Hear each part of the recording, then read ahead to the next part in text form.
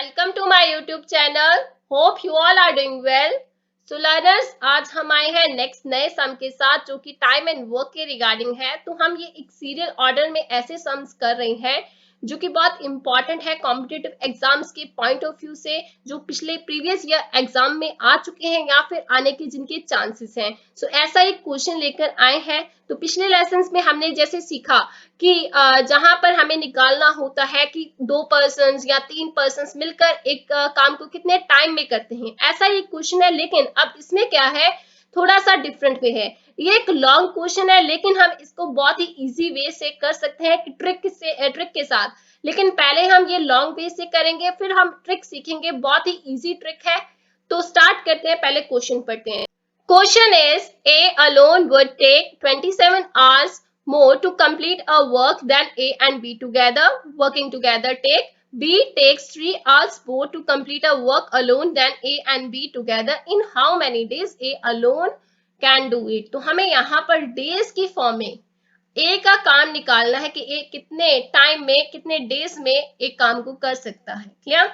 तो सबसे पहले अगर हम ए अलोन के इंफॉर्मेशन देखें, हमें क्या गिवन है कि ए को अकेले काम को करने में कितना टाइम लगता है, 27 आवर्स ज्यादा लगते हैं किससे, ए और बी टुगेदर के साथ। तो अगर बी का देखें तो B takes 3 hours more, B का दिया गया 3 आवर्स ज्यादा लगते हैं किससे, ए और बी टुगेदर के साथ। तो इसका मतलब ए का कंपैरिजन किसके साथ किया गया है, ए और बी के साथ। अब बी का कंपैरिजन किसके साथ किया गया है, ए और बी टुगेदर के साथ। इन दोनों में एक चीज कॉमन है, ए और बी। क्लियर? ए और बी टुगेदर कॉमन है। तो सबसे पहले चीज हम यहाँ पर लेट कर लेते हैं ए प्लस बी का टुगेदर का काम। ए प्लस बी टुगेदर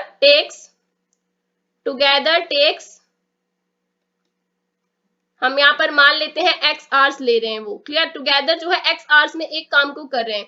अगर वो एक काम को एक्स आवर्स में कर रहे हैं तो अगर मुझे एक आवर का 1 आवर वर्क निकालना है तो इधर साइड में ही मैं साथ में एक आवर का काम निकाल लेती हूँ, लिख लेती हूँ। तो ये कितना आ जाएगा, 1/x। तो आपने पिछले लेसन में जरूर सीखा होगा कि हम यहाँ पर एक आवर का काम कैसे कन्वर्ट करते हैं। तो प्लीज अगर आपको ये कंसेप्ट समझना है तो पिछला लेसन जरूर देखिए। क्लियर? सो अब इस तरीके से अब ए अलोन का क्या हो जाएगा, ए अलोन टेक्स क्या हो जाएगा, क्योंकि ए अलोन को कितना टाइम ज्यादा लग रहा है, ए और बी टुगेदर से 27 आवर्स ज्यादा लग रहे हैं। तो x प्लस 27 कर देंगे। क्लियर? तो ये हमारे पास ए अलोन का टाइम हो गया। क्लियर? तो यहाँ पर अगर मुझे एक आवर का काम ए अलोन का लिखना है तो ये हो जाएगा x प्लस 27। क्लियर? इस तरीके से बी का लिख लेते हैं, B alone takes x plus 3 hours more, because उन्होंने लिखा हुआ है 3 आवर्स ज्यादा लगते हैं बी को अलोन को। तो यहाँ पर बी का 1 आवर का वर्क कितना हो जाएगा, 1/x plus 3। Clear?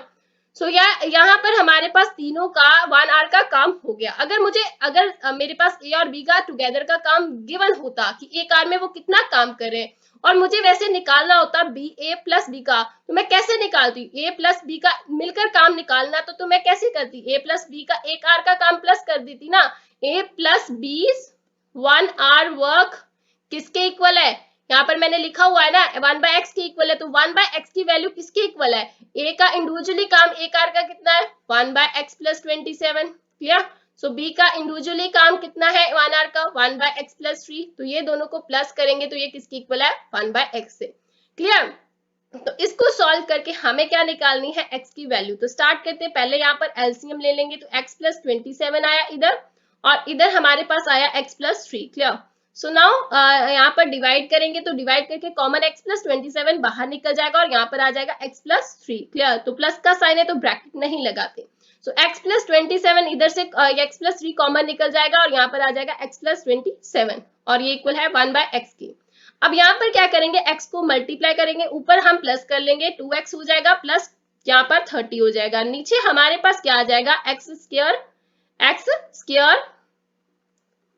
Square plus 27x और प्लस यहाँ पर 3x और यहाँ पर प्लस 81 और ये इक्वल है 1/x के। क्लियर? अब यहाँ पर हमारे पास प्लस होकर वैल्यू क्या आ जाएगी, प्लस होकर, तो प्लस कर लेंगे तो यहाँ पर ऊपर तो हमारे पास 2x प्लस 30 है और नीचे प्लस करेंगे तो क्या बन जाएगा, प्लस करके x square plus 3x plus 27x तो 30x बन जाएगा और यहाँ पर plus 81।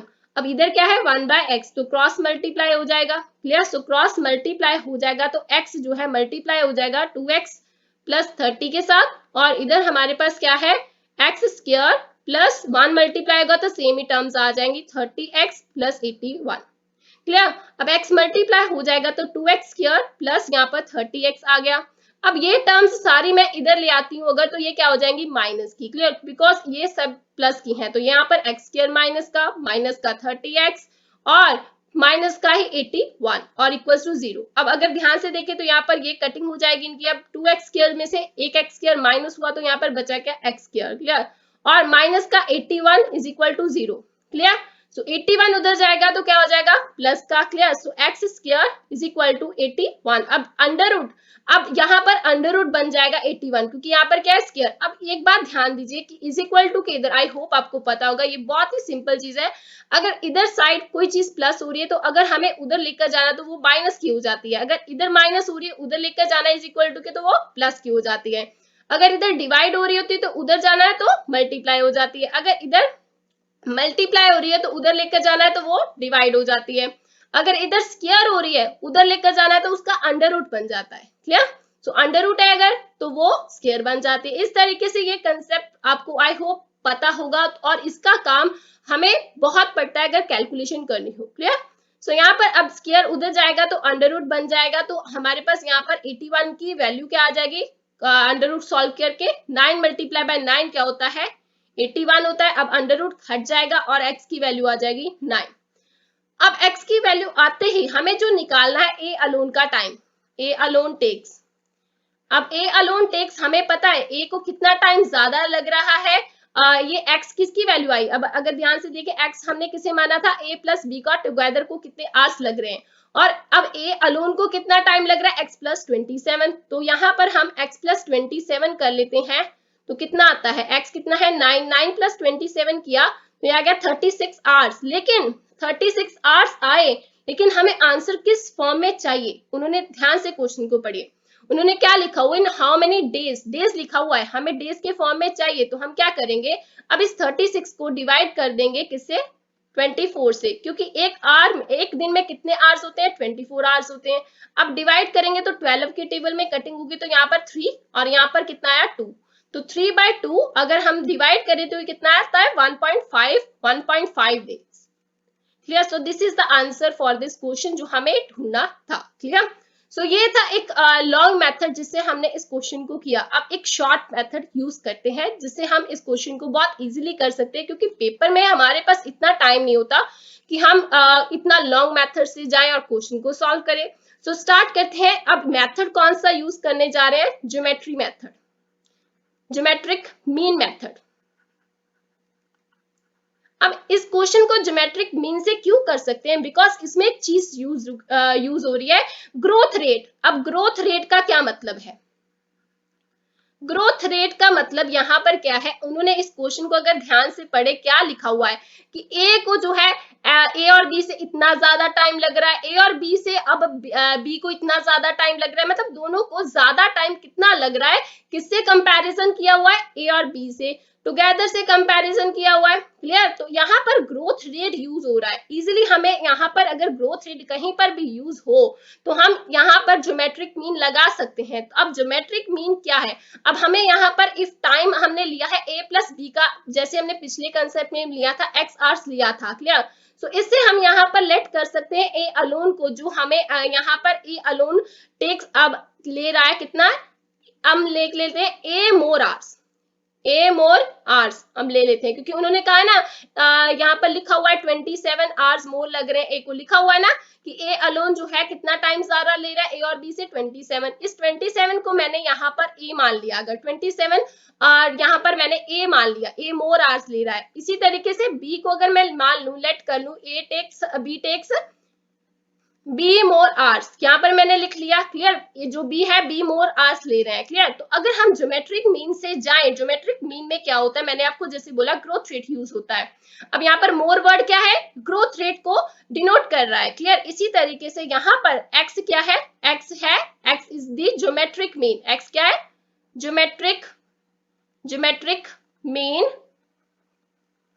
Of A and B. Clear, geometric mean है ए और बी का। अब ज्योमेट्रिक मीन का फॉर्मूला क्या होता है, ज्योमेट्रिक मीन का फॉर्मूला होता है x square is equal to A multiply by B, ये फॉर्मूला होता है। यहाँ पर एक्स स्क्वायर लगाया, ए की वैल्यू मुझे पता है, ए की वैल्यू जैसे क्वेश्चन में गिवन है 27 मोर आवर्स लग रहे हैं, और बी की वैल्यू मेरे पास इस क्वेश्चन में है 3 मोर आवर्स लग रहे हैं। तो यहाँ पर 27 मल्टीप्लाई बाय 3 करते हैं तो कितना आता है 81। अब ये स्क्वायर उधर जाएगा तो क्या बन जाएगा अंडर रूट, तो एक्स की वैल्यू हमारे पास क्या आ जाएगी 9। तो सीधे सीधे 9 वैल्यू मेरे पास एक्स की बहुत इजीली आ गई। अब मुझे अगर ये इस मेथड से जाए तो इस मेथड से भी मेरे पास एक्स की वैल्यू 9 ही आई थी, क्लियर। तो इससे भी मेरे पास 9 की वैल्यू है, लेकिन मुझे ये सारा कंसेप्ट फॉलो करना पड़ा, फिर जाके मेरे पास 9 आई वैल्यू, क्लियर। और ज्योमेट्रिक मीन को फॉलो करने से मेरे पास बहुत ही इजी वे से कैलकुलेशन करके मेरे पास एक्स की वैल्यू आ गई। सो ये था एक शॉर्ट ट्रिक इस मेथड का, क्लियर। सो होप आपको ये कंसेप्ट अच्छे से समझ आया होगा। वैसे हमारा आंसर पिछले मेथड से एक्स अगर आ जाता है तो हम इजीली ए की वैल्यू निकाल सकते हैं, जो आ गया है। सो होप आपको ये कंसेप्ट समझ में आया होगा, और इसी तरीके से लेसन्स को देखते रहिए और सब्सक्राइब करना मत भूलिए। थैंक यू, और मिलती है नेक्स्ट क्वेश्चन के साथ, एक नए क्वेश्चन के साथ। Thank you.